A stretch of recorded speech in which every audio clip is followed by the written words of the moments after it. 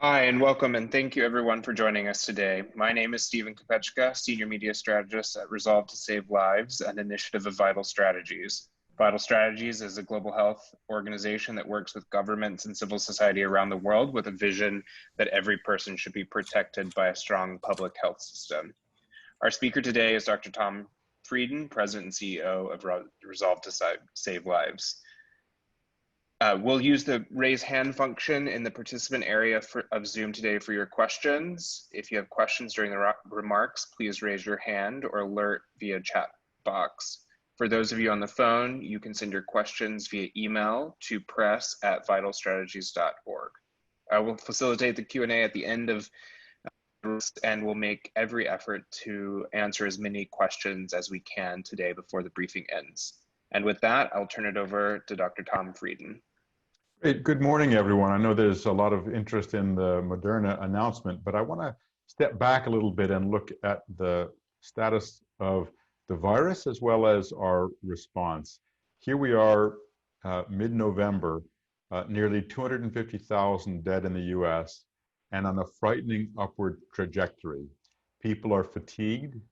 We miss our families and friends, and it will get better, but we have to do a lot more now. To control COVID, it's important that everyone have clear access to relevant, uniform data.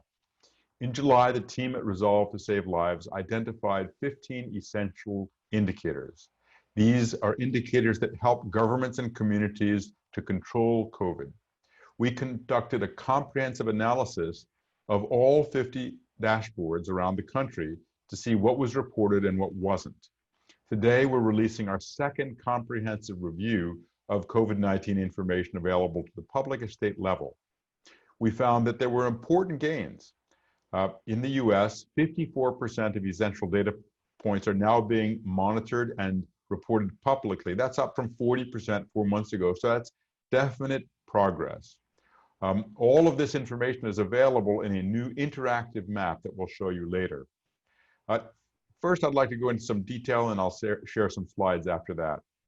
Dashboards in Minnesota, Oregon, Utah, and Washington, D.C. had the highest scores, and 9 states, Arkansas, New Mexico, Washington, D.C., Hawaii, Washington State, and others had really substantial improvements by 20 or more percentage points.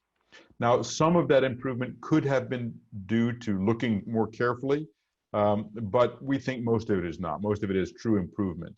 States should make all of the information easily findable.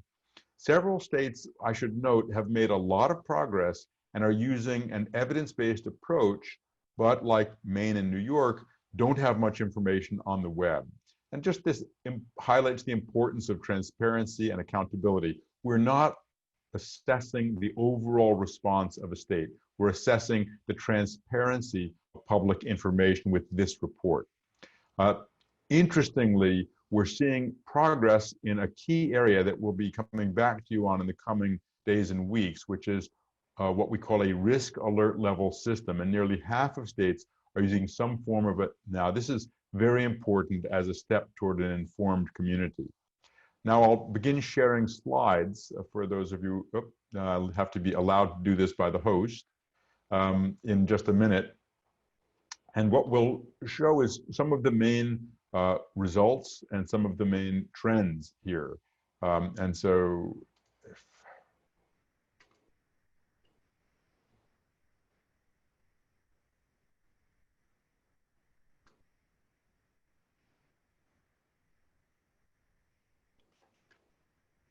just one moment.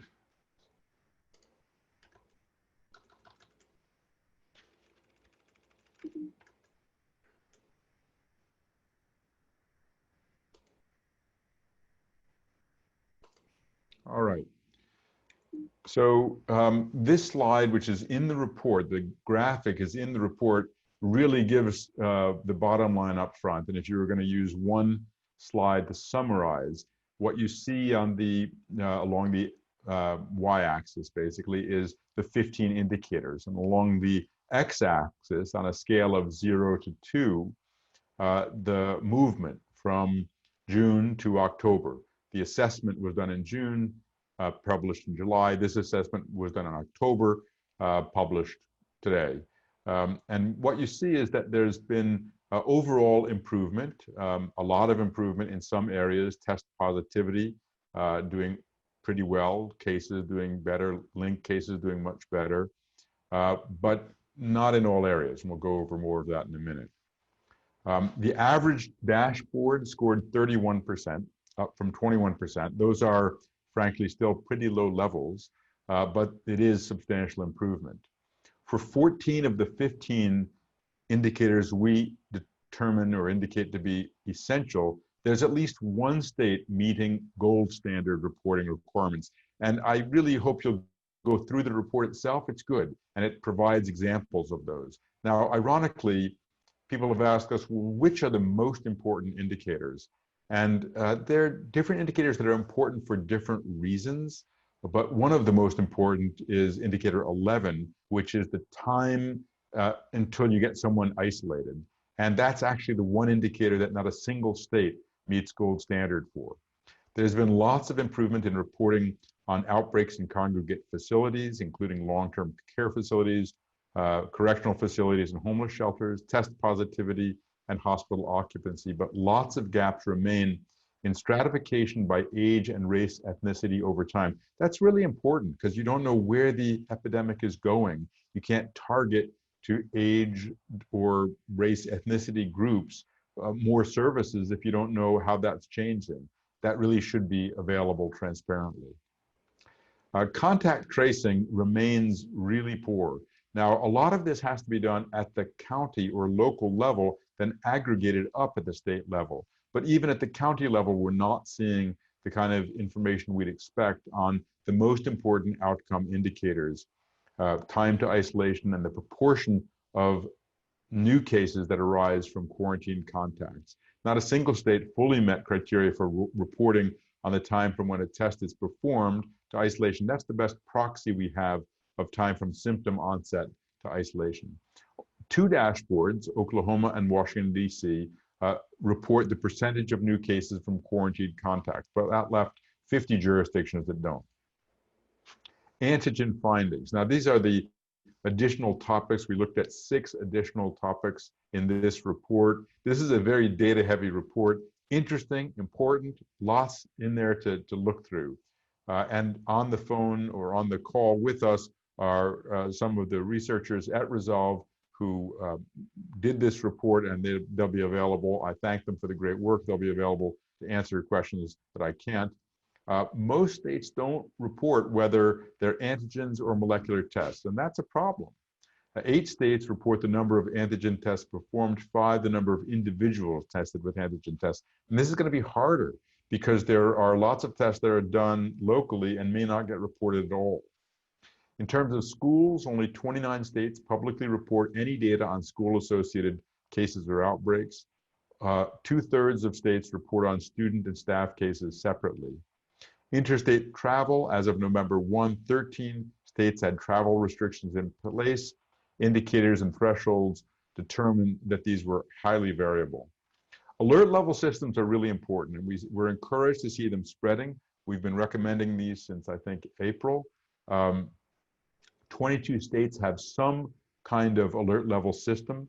What you can see on this slide is the one from Colorado. It's a best practice. You can see at a glance how the risk is in different communities. And then when you click on it, you can get what are the restrictions and how well it's being enforced. And if you want to know why that was done, you can do that. So that kind of transparency is really important. And it's one way we can get through the coming months, minimizing disruption economically while also minimizing spread. 43 states had posted some vaccination plans. Obviously, it's going to be much more than planning that's needed as we move forward. And then there's an interactive map that's shown, and I'll just take you to that for a moment before concluding. So one moment. So this is in the chat room. You can see it, and what you can get here is for any state. You can drill down. We can take Minnesota. And then you look at the availability, you see this is actually the highest performing state in the country. And you can see what's being tracked and what's not. You can also go back and see how this looked back in July and then again in November. So you see it's filling in. There's a lot of progress in a lot of ways. So that's important. And you can explore that then for any of the states. I'll stop the share there and just make a few final concluding remarks before opening for questions. COVID's going to be with us well into 2021 and possibly longer. It's now the third leading killer in the country, and for every death, there are an estimated 9 people grieving. As we track cases better, indicators such as 2, 11, and 13, understanding where the spread is, how quickly we're isolating people, whether we're quarantining well, are especially important. We're going to see a surge over the coming weeks, but then it will come down, and it will come down for months before there's adequate vaccination to really drive the curve down, in all likelihood. In that time period, the more we can control COVID, the more we can get our economy back and save lives. I will tell you that an experienced public health worker told me privately that she's concerned that instead of contact tracing, what they're doing is a charade of contact tracing. Now, at present, with cases exploding, it's going to be difficult or impossible to do extensive contact tracing. But as cases come down, we need to do better at the hard work of preventing cases from becoming clusters and clusters from becoming outbreaks. And transparent, actionable data is going to be important to enable that to occur. We also emphasize in this report some best practices in data sharing, reporting the same day, linking to county dashboards, so we have a joined up approach, enabling download of data. Ultimately, we need a 1-2 punch. Drive infections down and stop spread where spread occurs. The first punch requires that closures that are strategic, as well as the 3 Ws. The second punch is the test and trace. And for all of that, there has to be government, individual, and communities working together. And for all of that, information is important. Knowledge is power. When we work together, we can slow the spread of the virus.